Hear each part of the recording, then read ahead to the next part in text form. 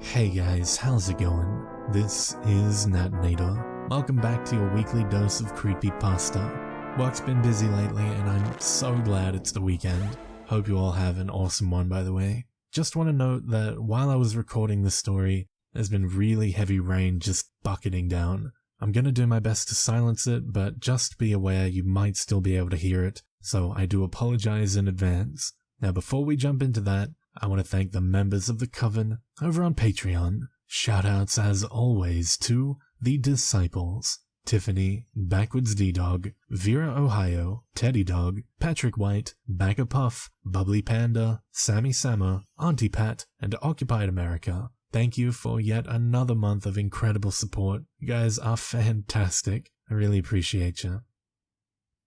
Now, as always, turn out the lights, get comfortable, and let the story begin.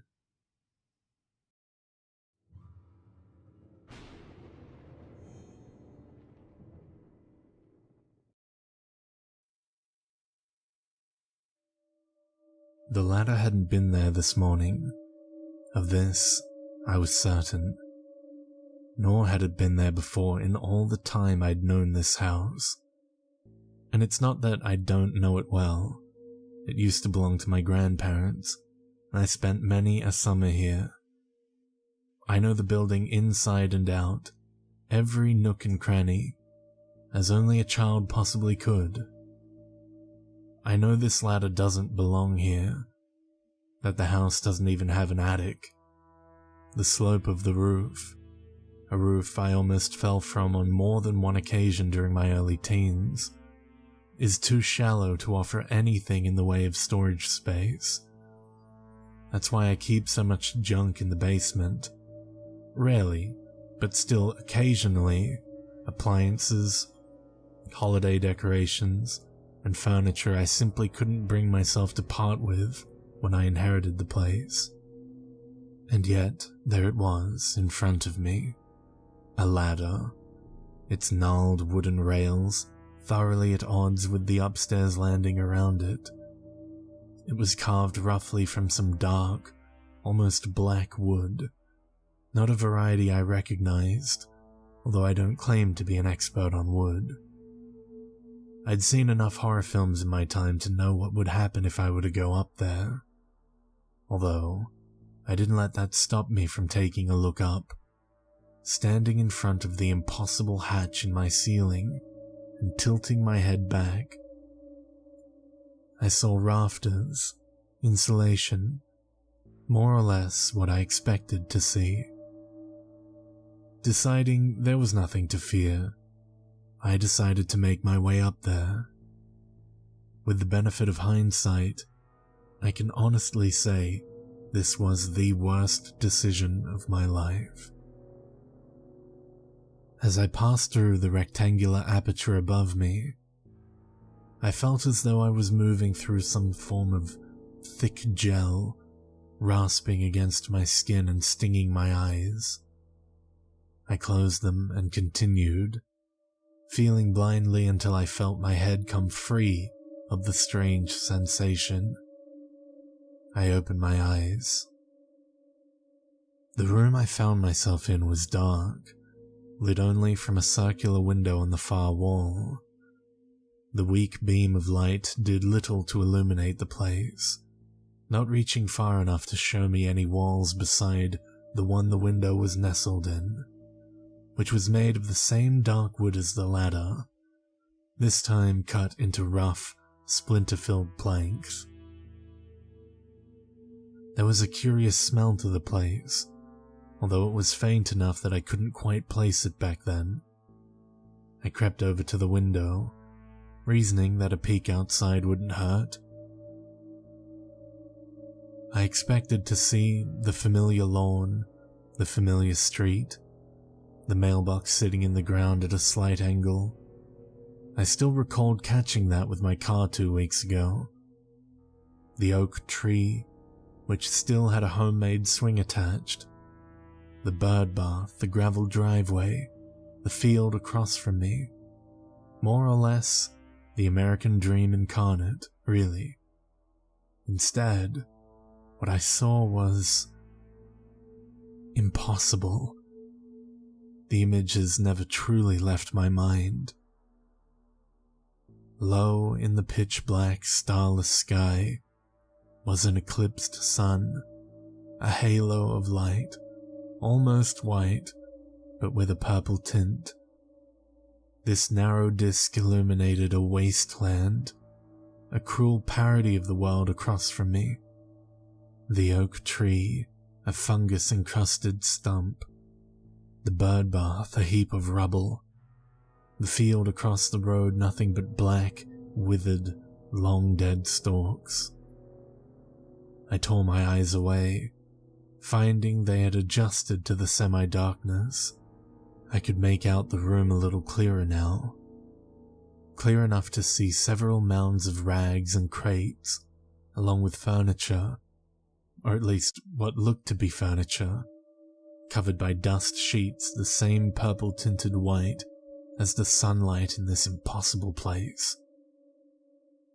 I bent down, lifting the corner of the nearest one, and finding myself looking at a bookcase, ornately carved from the now somewhat familiar black wood. It was completely full too, leather-bound tomes covering each and every shelf. I picked one at random, taking it down and letting it fall open in my hands. Curious symbols swirled around on the page, which may once have been white, but had faded through yellow and well into brown with age. I didn't recognize the language, although I know less about written languages than I do about wood. I took a year of Spanish back in high school, but I didn't even come close to passing. I tucked the strange book under my arm and made my way back to the ladder, hearing the floorboards creak under my feet as I did so, feeling the strange, rasping gel envelop me as I made my way back down into the familiar world.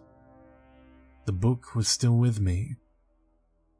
I made my way downstairs, and I was about to make my way into the sitting room when I realized how dusty the book was.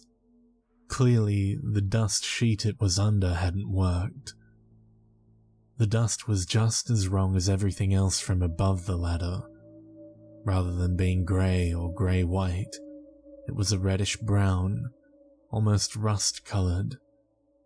Deciding against getting any of that on the sofa, I continued down to the familiar concrete walls and wooden floor of the basement. It took me a moment to find my grandmother's old writing desk, moved down here when I inherited the place to make way for a television. I'd read one or two of my grandmother's stories over the years. She was a rather talented horror writer. I remember my parents always objected to her letting me read her work, claiming it gave me nightmares, but I turned out okay. Although I admit, looking back on these events, I made some terrible decisions. I set down the leather-bound book and pulled up a chair, taken from the dining room.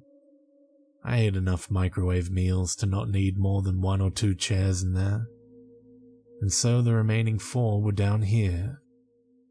Sitting down, I opened the book to a random page and saw nothing. The page was empty. As I flicked through the rest of the heavy tome, I discovered all the pages were blank. Could it be that the books were only readable up there, in the attic? Realizing this made as much sense as anything else that had happened since I arrived home from work, I stood up, leaving the book where it was, and started toward the kitchen to grab a flashlight from the emergency kit I kept under the sink. But as I stood up, I heard a crashing sound from somewhere above me. The alarm system hadn't gone off. My grandfather always was paranoid, so it couldn't have been a home invasion. Whatever had made the noise was already inside the house. It sounded close, too. I turned toward the stairs and saw a shadow atop them, cast against the plain wall in the light coming from the utility room. a shadow of nothing on earth. In the few seconds I saw it, before diving under the writing desk to cower in fear, I caught a glimpse of tentacles and fur and muscles, all in one writhing mass. I don't know how long I sat there, listening to the shapeless horror drag its body around the room, wincing with each heavy footfall.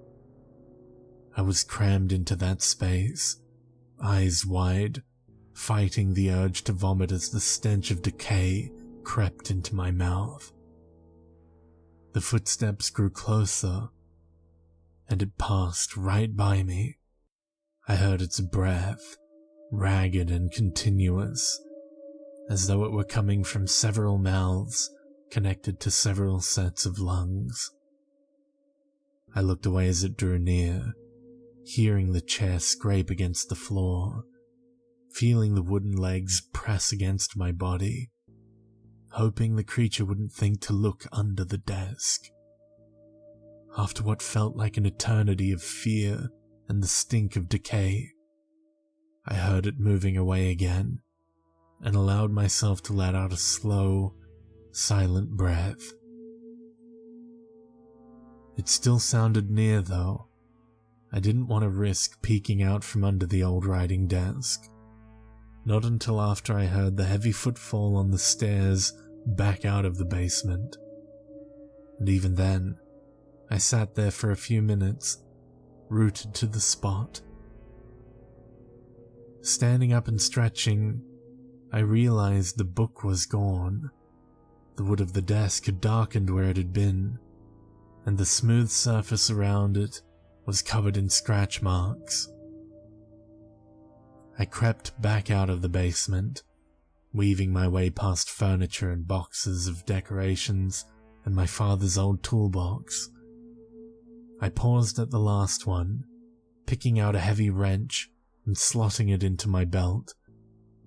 No sense in going into this unarmed, even though I didn't know the first thing about fighting another human, let alone that thing, that creature up there.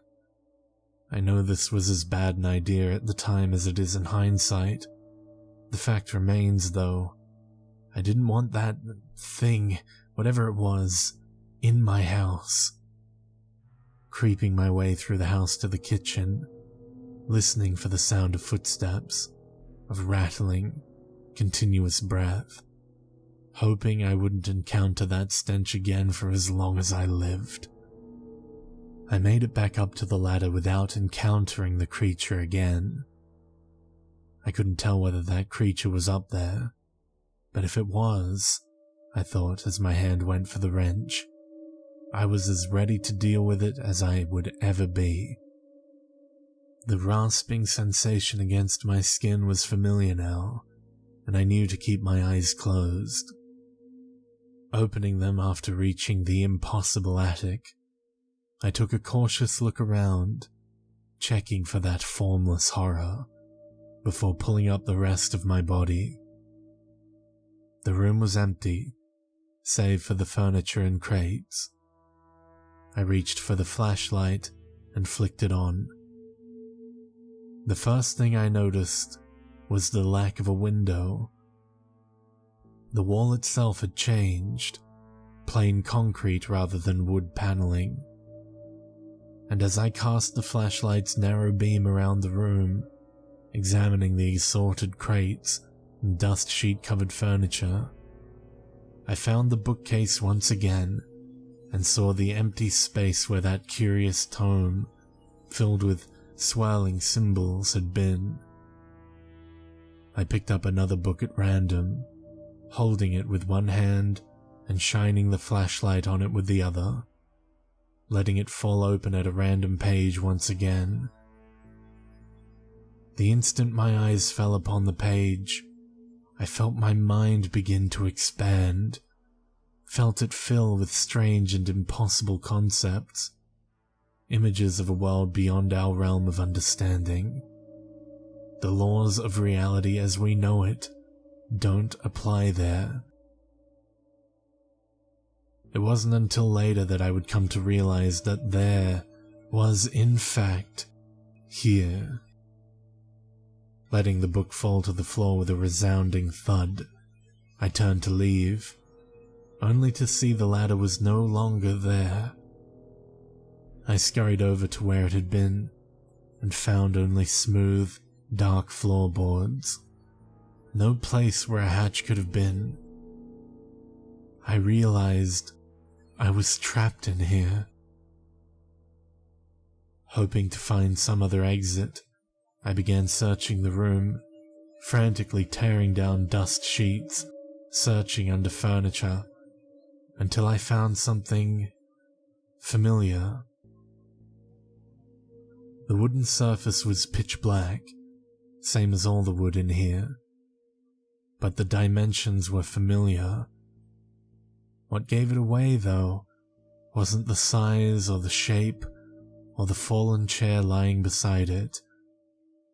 What gave it away was the familiar pattern of scratches on the surface of what used to be my grandmother's writing desk. I staggered backwards, unable to believe what I was seeing, but sure enough, as I paced around the room over and over again, I found more and more familiar items. The rest of the chairs from the dining hall, my grandfather's toolkit, a high chair I had used when I was a baby. And so that brings you up to date. I'm writing this now in one of the empty tomes in the bookcase. In the world I once lived in, it would have been a dictionary or Shakespeare or Dickens.